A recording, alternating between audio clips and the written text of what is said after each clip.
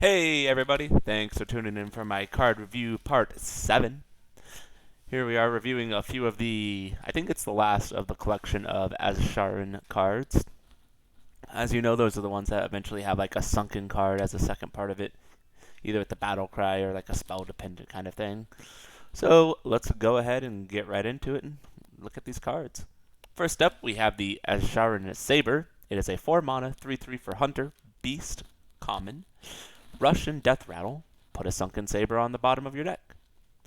Uh, it looks to be okay. Let's go check out what that Sunken Saber is. It's a 4 mana 3/3 beast. Rush and Death Rattle. Summon a beast from your deck. This could be pretty good. Let's see. The best part is that it has the rush, so the Death Rattle isn't too big of a thing, so it's gonna just run right into it and die as you would want. And then getting the Sunken Saber, you can summon a beast from your deck. That could unfortunately mean that you get the Azsharan Saber again, and then have it hope to have it plop up again, or another beast. There's a bunch of other different beasts you can get. I don't know if King Crush is going to be one, but if so, if he sticks around for the core set, that'd be a nice little charge minion to throw in there. It's something that you're going to use to like trick a beast into play. That being said, I don't know if it's going to be all that effective. There are a few beasts that are good that this will work well with that we've seen so far. The core set hasn't been released. We don't know what else is out there for us to really do, so it's hard to make a opinion about this, and it'll probably have to be discussed in more depth later. All right. Next up, we have the Asharan Mooncatcher. It is a 3-cost 4/2 rare mech for Paladin. It has Divine Shield and Battle Cry. Put a Sunken Mooncatcher on the bottom of your deck. That is a 4/2 Divine Shield and Battle Cry. Summon a copy of this. Now it says copy, so that means an exact copy. So it doesn't say, summon another Sunken Mooncatcher. It's a copy of it. So any stats or buffs that this receives, the copy will also receive upon summoning. And as we've already seen, Paladin has that, look at the bottom 5 of your library, draw any mechs that you see. There's already dredge support for frickin' a mech that will give it, or any minion actually, that will give it its stats. So, I mean, I don't know, Mech Paladin really seems to be going hard on it, and it's probably going to end up being a thing. So, I'm definitely excited to build a Mech Paladin deck. And that being said, I mean, 3 for 4/2, that's just like goody 2 shields stats. It's pretty good. It's good damage. You get 1 free hit in at least, or if your opponent needs something, it's going to take at least 2 different resources, unless they have something that can double the damage at once, or, deal 2 different sets of damage in one card. It's a good card. Just it by itself, and then to dredge it up is going to be great. It's going to be awesome. And there's, gosh, so much hand buff and other buffing things that you do in the deck, so it's going to work out really well. Next up, we have Sunken Ritual. It's a 4-cost priest spell. It's a rare. Silence a minion and summon a copy of it. Put a Sunken Ritual on the bottom of your deck. Now, I think that just in general, the spell's good. Silence a minion, get an extra copy. That can be your opponent's minion, so you can get 2 birds with 1 stone. You need a minion on your board, and you need your opponent to lose its effect. So that works. Like a Colossal or something. Oh, whoops. Wrong thing. Sunken Ritual. It's a 4-cost spell that silences a minion, and you summon 2 copies of it. So just kind of like a little upgraded version of it, which is nice. As always, you can target your opponent's minions, and then you get 2 copies of them, or a certain minion that you have. They every now and then printed some neutral minions that have can't attack, or can't attack unless some certain condition is met. That usually has good stats, cheap cost, and it's that way because, sometimes the condition can be hard, or it has to be silenced in order to attack. And cards like this are going to fit well with decks that are going to run those type of cards. And just in case you're wondering, silence removes all card text and enchantments. So any buffs it's received, any if it has taunt or battle cry or anything like that, this will change it for sure. Ah, sorry, I had a little edit there. My nose was itchy. Just had to pause it real quick. Anyways, back to it.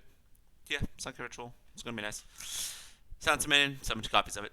It's gonna be nice. Like I said, mainly for decks that work well with it. I can't think of anything right off the top of my head that's just gonna be good. But we'll save it. The core set's still to come. There's just still so many cards that are going to be changing, and we're gonna be able to use that. It's really hard to just make a face value opinion about it. Alright, next up we have a one-cost Shaman spell. It's a rare Azsharan Scroll. And they're definitely pushing this, like, you know, three different kind of schools for Shaman. Probably be called, what do they call it? They have the multicaster. So this is going to work well. The Sharon Scroll. Discover a fire, frost, or nature spell. Put a Sunken Scroll on the bottom of your deck. And the Sunken Scroll is a one-cost spell. Add a fire, frost, and nature spell from your class to your hand. And I like how they say from your class to your hand, so that means if, let's say if you're rogue and you snag it up, you're not going to get shaman cards, you're going to get this. Or, I mean, you're going to get whatever applies to rogue, if rogue has any fire, frost, or nature spell. So it could be a completely ineffective card you steal from their class. Or, I mean, depending, we haven't seen the new cards for rogue, so we'll see. But this is going to be great in everything that they've done for Shaman. I mean, here, let's take a quick look, because, I mean, they're obviously going that sort of synergy with it. So you have that. As we just saw the Sharon Scroll, you have the Asvane Enchanter, which is going to cast a copy of a Fire, Frost, and Nature spell in your hand. So you're going to be able to get that Sunken Scroll, cast it, next turn cast this. You're going to play all those spells you just got. You have this dude over here, which is going to give you the fire spell damage +2. Your nature spells cost 1 less. And every frost spell you cast, you gain 3 armor. And then you have the Coral Keeper. So you get those 3 spells, you cast them. Bam, that's automatically activated. Multicaster, that's going to allow you to draw 3 cards. Not including other things you may have or different spell classes. I don't know if they'll have anything beyond that. And the Scalding Geyser is going to be perfect for the Asharan Scroll. So, I mean, ideally, that's what you'd want to do. 1. Sharon Scroll, discover a fire, frost, or nature spell. Oh, hey, the fire wants the Scalding Geyser. Deal 2 damage. Bam, you get to dredge up the frickin' Sunken Scroll. And there it is. It's going to be crazy. It has some great synergy with really what they're outputting right now. And so many decks to try. It's going to be so much fun. Okay, back to our cards. Alright, next up we have a Sharon Scavenger. It's a Murloc for Warlock. Looks like Warlock's pushing the Murloc thing. So it'll be a Murloc, but with a K deck. And it's a 3 cost, 3/4, so good stats. Battle Cry, put a Sunken Scavenger on the bottom of your deck.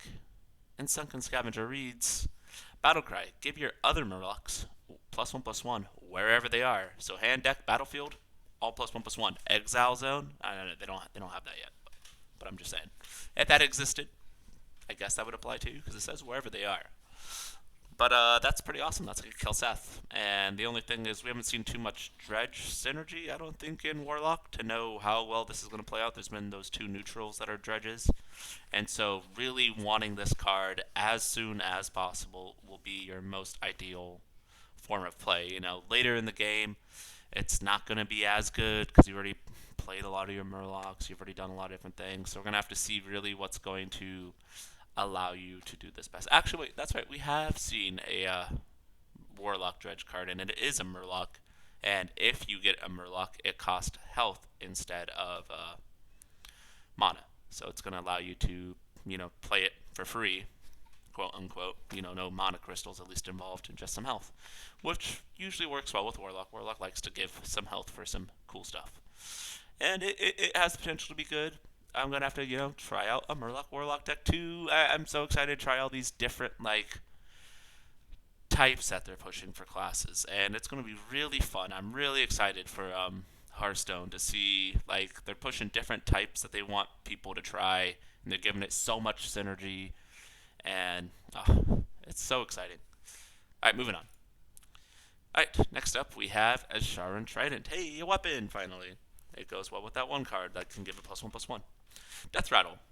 It's a 3 cost, 3/2 common weapon for Warrior. Death Rattle, put a Sunken Trident on the bottom of your deck. And Sunken Trident reads, It's a 3 cost. After your hero attacks, deal 2 damage to all enemy minions.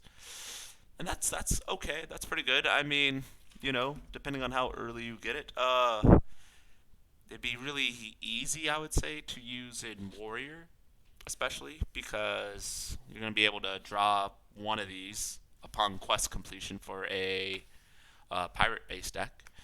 And weapons are usually good because you have that one card that has synergy with it. I think it's called something Cannoneer or whatever. Whenever your hero attacks, deal 2 damage randomly split up. And that's always nice. And then you're going to deal additional 2 damage to all enemy minions. So I think this would trigger first after your hero attacks, deal 2 damage. So you deal 2 damage to all enemy minions. And hopefully the Cannoneer can just go face. And so that's going to be nice. I wish it was to all enemies. That'd probably make it maybe a little too good. But, I mean, for 3 cost, 3/2, it's not great. You could boost it up with that one card, but that card isn't a pirate. I really wish I had the pirate tag. It'd make it, I'd say, at least a little bit better, giving all your weapons +1/+1 wherever they are, hand, deck, and battlefield. Although, that's weird. I just realized something. Let's take a gander at that real quick. So, sorry to derail from the thing. So you have Lady Ashvane, which gives all weapons in your hand, deck, and battlefield +1/+1. Right? And then you have that, where'd it go? The Murloc card that allows you to, give your Murlocs +1/+1 wherever they are. So why didn't they word the weapon like that? Why didn't they say give all weapons wherever they are +1/+1? Makes me wonder.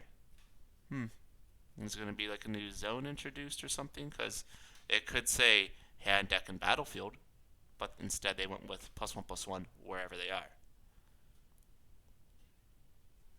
I don't know. Maybe because they are is like implying like a creature or I want to say person, since Murlocs aren't people, they're humanoid. So maybe that's the difference between them is, their weapons, so they don't have like a they tag to them. I don't know. Just weird thing I just noticed. They have 2 different like wordings for kind of the same effect. Anyways, moving on. I think it's okay. We'll see. If there's more weapon support, then it could be good. And more dredge. We haven't seen like any dredge cards for Warrior. Alright, next up we have Volcanomancy, which is a 2 cost epic mage spell. Choose a minion. When it dies, deal 3 damage to all the minions. I really like this because it's 2 to deal 3. That's a good cost for a board wipe. This will probably go into, like, you want to throw it onto an enemy minion to deal, kill it to have it wipe out the board, or a kamikaze card. In which case, if you have some neutral minions that end up being really good in mage for whatever reason, or you have a good minion mage deck, this is a good card to accompany with it because it's going to be like a little kamikaze card. You put it on it, send it over to whatever minion you want to kill with it, and blow up the rest of the board, hopefully. And it's not bad, I don't think. Now, that's the thing. It does require, like, 2 cards in order to actually work, because you're going to have to choose a minion, yours or the enemy's, and then you're also going to have to kill it. So it's not an instant effect. But that could maybe, like, have your opponent hold up on playing their minions, and it could be good. So we'll have to see. Alright, next up we have a Hunter card, a 3 cost, rare, Naga's Pride. Summon 2/2/2 Lionfish. If you played a Naga while holding this, give them +1/+1. And there's a little Lionfish. It's Beast tag. So 3 to summon 2 3/3s. That's 3 mana for 6. Worth of stats. That could be pretty good. We've seen a few Nagas already for Hunter. Spell synergy that goes along with it. This could end up playing out to be a pretty good card. My main focus right now in my mind is just, Spell Hunter and Quest Hunter, and that's all I'm really thinking about. So, but beyond that realm, heck, you might even just throw this in here for some board support. So we'll have to see. It's not a bad card at all, I don't think. Alright, next up we have a neutral, epic, 4 cost, School Teacher. It's a Naga, and 5/4. Battle Cry, add a 1/1 Noggling to your hand, and it discover 3 discover a spell that costs 3 or less to teach it. And so here's the Noggling Battle Cry. Costs cast. It has Battle Cry cast 0, but that's whatever thing you're gonna teach it. Each turn the same transform into a random mage spell. I don't know why Shifting Scroll is in there. That's I wonder if related card Shifting Scroll is one of them. I don't know. But anyways, so you'll be able to discover a 3 or less cost spell to teach the minion for. I'm assuming your class. I wouldn't assume it'd be like any random minion that would get it, or I mean any random like class-based spell. It'd just be more of whatever class you're playing. And early on, it's probably going to be okay because the card pool is thinner for spells that are 3 or less. But later on, it's probably going to get progressively worse because there's not going to be as good as spells to find, or there's going to be more variety, so it's going to be harder to find those specific spells that you're going to want. 4 for 5/4, aggressively statted, and you get an additional minion. Cost 1, right? So, I mean, overall, could be good, depending on what you find, and could not be good, depending on if you don't find anything good. So, it all just depends, really. And last we have a 4-cost common Demon Hunter card, Abyssal Depths. Draw your 2 lowest cost minions. And I think that's expensive to draw 2, but you are drawing 2 specifically low cost minions. So depending on how you're playing your deck, I mean, with the draw Demon Hunter, there are some low cost minions, but then the rest are, I think, high cost. And so what you're going to want to do is probably run this with let's throw in the Colossal in that deck and throw in some high cost minions that are going to be the specific low cost minions you're drawing. And in which case I think it'll be really good. Yeah, it seems like an alright Shadow though, not Fell, so it doesn't work with Jace, but can draw. Wait, is Jace a Demon Hunter? I mean a hero card, or is he a creature? Well, there's both, I guess.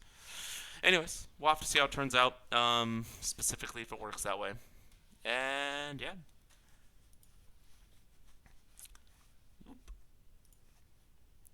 Alright.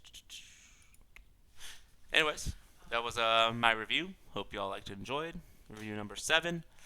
We're going to have a few more reviews coming up in the following days. It's going to be probably really short because there's only a few cards per. And, yeah. I hope you all enjoy and have a great time. Happy spring break.